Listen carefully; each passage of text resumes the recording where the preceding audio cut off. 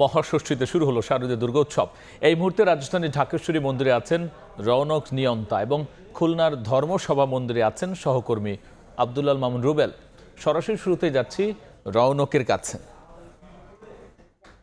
সকালে বেলতলা চণ্ডীপাঠ ও বিহিত পূজার মধ্য দিয়ে শুরু হয়েছিল মহাষষ্ঠীর আয়োজন এবং আনুষ্ঠানিকতা। তবে মূল আনুষ্ঠানিকতা কিন্তু ছিল সন্ধ্যার পর শুরু হয় আমন্ত্রণ ও অধিবাস দিয়ে মহাষষ্ঠীর মূল আনুষ্ঠানিকতা এবং এরপর শুরু হয় আরতি।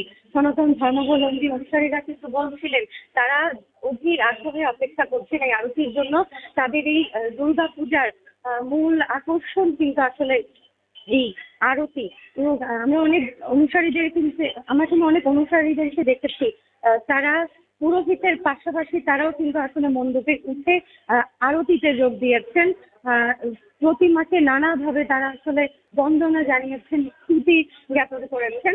আমাদের সাথে ভক্তরা যারা রয়েছেন, সনাতন ধর্মাবলম্বী অনুসারীরা যারা রয়েছেন, তারা বলছিলেন যে এই যে একটা বছর তারা আসলে অপেক্ষা করে থাকেন যে প্রতিমা আসবেন, তাদের দেবী দুর্গা দশভূজা দেবী মর্তে আসবেন তিনি, তাদের যত ধরনের সমস্যা রয়েছে, সংকট রয়েছে, সেগুলো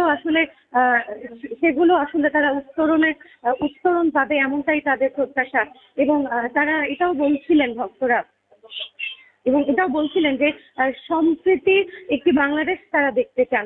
তারা কোনো ধরনের সাম্প্রদায়িক বিচ্ছিন্নতা তারা আসলে দেখতে চান না। তো সবকিছু মিলিয়ে একটি উচ্ছ্বাসময় মহাষষ্ঠী কিন্তু আমরা দেখেছি।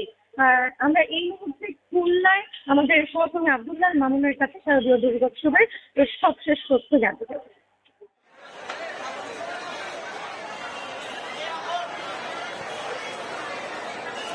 মহাষষ্ঠীতে সকালে শারদীয় দুর্গাপূজার যে আনুষ্ঠানিকভাবে শুরু হয়েছিল বিকেল গড়তেই তা যেন আরও বেশি উৎসবমুখর হয়ে ওঠে। সন্ধ্যার পরে কিন্তু এটি একেবারে জমকালো হয়ে উঠেছে। খুলনার ধর্মসভা মন্দির সহ বিভিন্ন মন্দিরে আমরা দেখছি সন্ধ্যার পরে কিন্তু ভক্তদের উপস্থিতি আসলে বেড়েছে। এখানে ভক্তরা যেমন এসছেন পরিবারের হাত ধরে, অনেকে বন্ধুদের হাত ধরে এসছেন।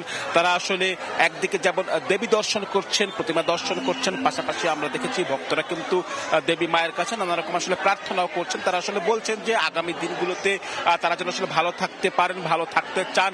এই যে উৎসবের 5টি দিন, সেই 5টি দিন আসলে তারা উৎসব মুখরভাবে কাটাতে চান। এর পাশাপাশি আগামী দিনগুলোতে দেশ ও জাতির যাতে ভালো হয়, মঙ্গলজনক কিছু হয়, তেমনটি আসলে প্রত্যাশা করছেন। আমরা পুরো ধর্মসভা মন্দিরটি দেখছি, এখানে কিন্তু আসলে ভক্তদের উপস্থিতি সময়ের সঙ্গে সঙ্গে বেড়েছে এবং পুরো জায়গাটি কিন্তু বর্ণিল আলোক সজ্জায় আসলে সজ্জিত করা হয়েছে। শুধু এই মন্দির নয়, খুলনা মহানগরের যে 120টি মন্দির আছে, প্রতিটি মন্দিরে কিন্তু আমরা দেখেছি যে আসলে এখানে ভক্তদের উপস্থিতি সন্ধ্যার পরে বেড়েছে এবং এখানে প্রতিটি মন্দিরে আলোকসজ্জা যেমন করা হয়েছে এবং এখানে যারা পুরোহিত রয়েছেন তারা কিন্তু যে ধর্মীয় আচার সেটি আসলে পালন করছেন এবং একই সঙ্গে কিন্তু আমরা দেখছি যে ভক্তরা তারা নানা রকম প্রত্যাশার কথা আসলে বলছেন। একটু যদি নিরাপত্তার কথা বলে থাকি, আমরা দেখেছি প্রতিটি মন্দিরে কিন্তু পুলিশি নিরাপত্তার সঙ্গে সঙ্গে অন্যান্য যে আইন শৃঙ্খলা বাহিনী রয়েছেন তারাও কিন্তু আসলে নিরাপত্তা বেষ্টনী দিয়ে ঢেকে রেখেছেন। প্রতিটি মন্দিরে প্রবেশের সময় আসলে তারা নানা রকম ভাবে তাদেরকে আসলে প্রবেশের ক্ষেত্রে আসলে প্রশাসনের যে আইনি বিষয়গুলো রয়েছে সেটি আসলে দেখভাল করছেন। এর পাশাপাশি কিন্তু আমরা দেখছি যে পুরো জায়গাটি জুড়ে প্রশাসন নানা রকম আসলে ব্যবস্থা নিয়েছে। প্রশাসনের পক্ষ থেকে বিভিন্ন মন্দিরে কিন্তু আসলে পরিদর্শনও করা হয়েছে। তো আমার কাছে এই ছিল খুলনা থেকে শারদীয় দুর্গোৎসবের সবশেষ খবর। দুর্গোৎসবের সবশেষ নিয়ে আমরা সরাসরি ছিলাম খুলনায়, এর আগে ছিলাম ঢাকায়।